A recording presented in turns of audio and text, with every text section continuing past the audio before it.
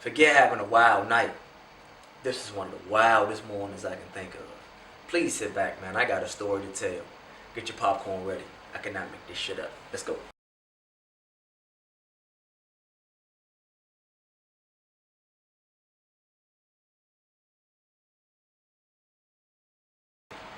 Okay, one of those nights, man, the guys, we all from the neighborhood, we all went out. I think we went to the Millennium, see the dancers, or we went to like a cabaret or something. I don't know. It was something because the older guys and people my age group was all together. It might have been a little cabaret or something. Or the strippers, I don't know. So, club party over 2:30, 3 o'clock. We all kind of went back around the neighborhood for a second. And a few guys dispersed. Like some people went to Steak and Eggs. Some people went to a little tasty dining spot in Silver Spring. Some people went home, right? So me, I probably left 4:30, club over 3. I probably left like 4:30, headed in the house, took a shower, filed with the bed, quick little shower, probably went to bed like 5:15-ish, it had exact time. So about 8 o'clock in the morning, I remember I just laid down, got into my good sleep. About 8 o'clock in the morning, I get a phone call. And it rang. Then I didn't answer it because it was 8 o'clock in the morning. But it rang again. What's going on? It's 8 o'clock in the morning.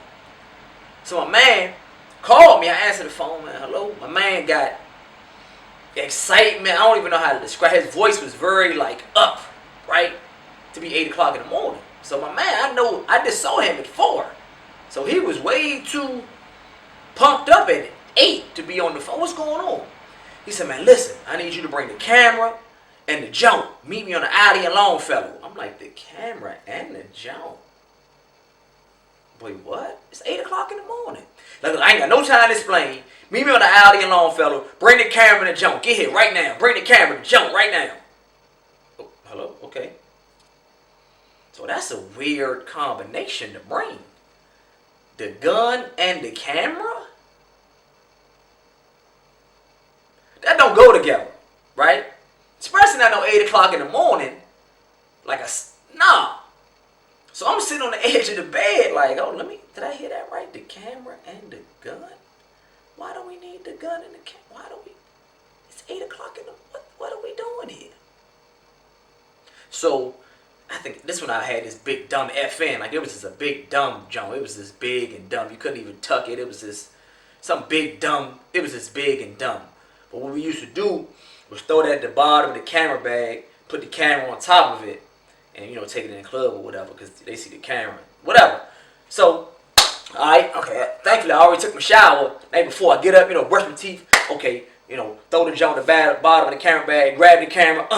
My people's looking at me like, where you going? So fast. I'm like, gotta shoot a video. So I'm leaving out, going up the Longfellow, 2 blocks from where I live, going up the Longfellow. And when I get up there, I see 20, 30 people from older heads. I see half the neighborhood out here. I'm thinking we about to go to war. I don't know what that happened, but everybody out here, we going to war. First thing I thought. Everybody out here, some people's looking mad, some people looking confused. We going to war. Somebody did something to somebody, mama, we about to go shoot everybody. The first thing I thought. All of us, we going, whatever. First thing I thought. So boom, before I saw that, I kind of got right and moved the camera to the side so the jump was accessible. So I wouldn't have to,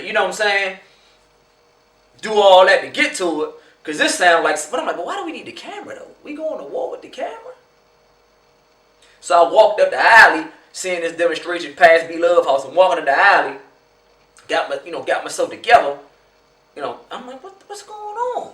So I see my man Wrecking. As soon as I get up there, he had an angry face. I'm like, hold on, what's going on? I'm still confused.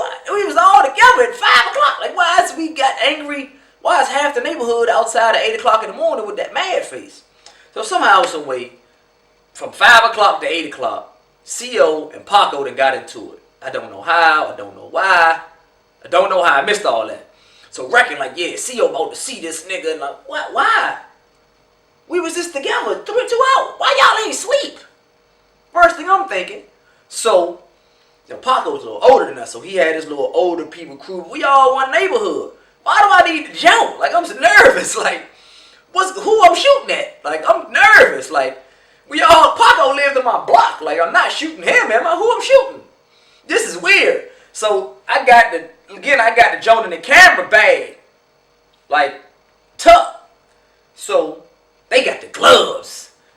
Man, I'm like, man, I see people putting on the gloves, see you over there, they getting ready. I'm like, man, you brought me up here for a boxing match? So that's not the ill part of the story. Mind you, these dudes have been up all night. Like, since yesterday. So they got the gloves, they tied. For every 3 punches thrown, 0 landed. So Recky was like, man, hit him, get him. I'm like, oh God, wow, what's going on? So somehow, some way, Paco said something to Recky he ain't like, obviously. And CO was, man, he ain't like it. So the way it was set up, though, it was a couple people out there with them sticks, though. I could tell. And I'm like, man, I hope nothing wild go down, because we all family, man. But I'm like, but I gotta have a stick just in case. You know, I'm like, man, this is wild, Slim.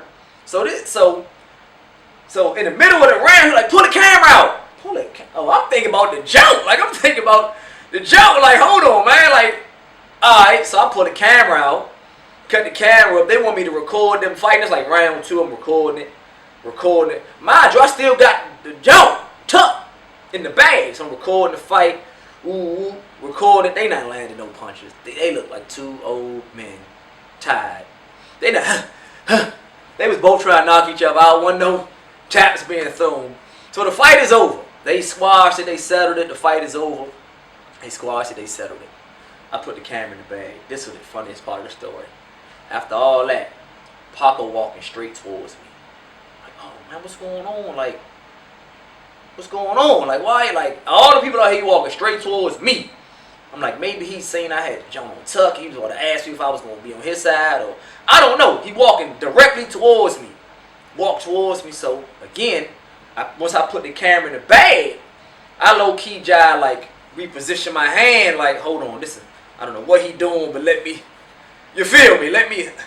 So boom, he walked smooth towards me. Everybody dispersing. Everybody talking about the fight. They was gambling, betting on each other. Paco walked smooth towards me. He said, "Hey, I need that tape. I gotta show my girl. She ain't gonna believe I was out fighting. She gonna think I was with some bras." I'm like, oh man, you need the tape, man. I thought we was about to have to pull a blicky out, man. What's going on here, man? I said, man, I got the tape for you, man. Go in the house, give it to your girl, man. Y'all have a good night, man. Y'all got me out here. I'm thinking it's finna be World War III. Y'all out here making home videos tussling for your girl, man. Night, I thought it was gonna be bad. Crazy morning, ended pretty good. Nothing happened. Nobody got knocked out. A few little fisticuffs. All the neighborhood was fine. People made a bet. We went on in the house. I went and got some sleep, man. And I promise you, I cannot make this shit up. Shout out to the whole hood. Everybody was out there, man. I'm gone.